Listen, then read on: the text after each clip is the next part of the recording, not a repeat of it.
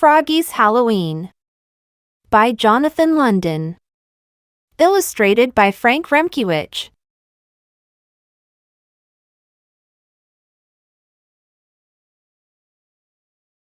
For Froggy, Halloween meant candy. But it also meant dressing up. And he wondered, what should I be for Halloween? I know, cried Froggy. Super Frog. Flying high over the city. Faster than a dragonfly. Stronger than a bullfrog. No. Something spooky. I know, cried Froggy. Ghost Frog. He poked 2 holes in his mother's best white sheet and draped it over his head. No. Something scarier. I know, cried Froggy. Vampire Frog. He put on his black cape, swoosh.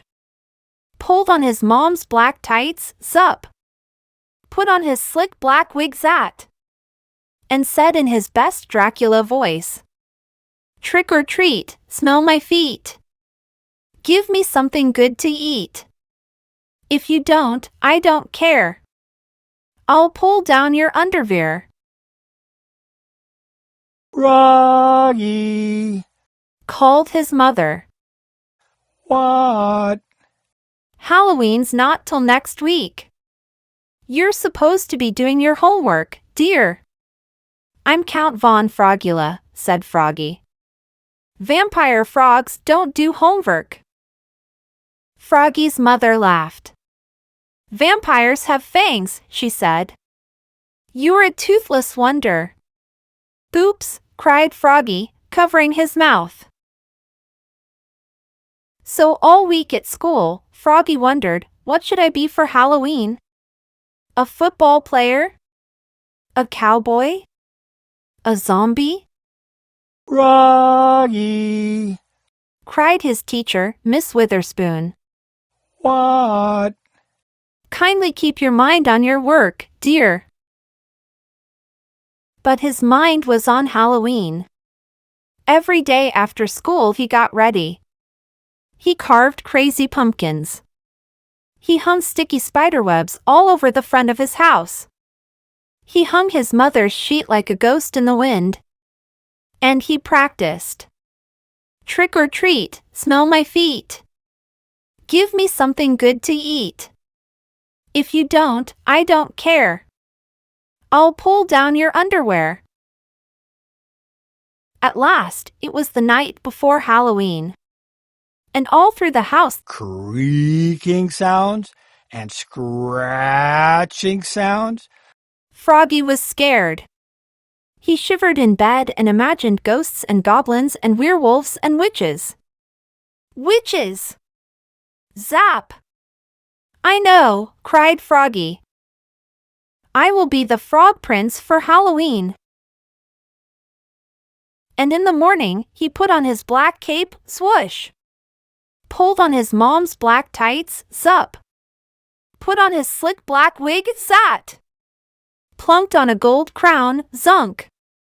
And flashed his mighty sword, ta-da! At the Halloween parade at school, all the girls thought he looked cute, especially Frogilina. And that night, when the dark crept in and all the ghosts and goblins crept out to trick or treat, boo! Princess Frogilina leapt out and chased after the Frog Prince to give him a kiss. Eek! cried Froggy.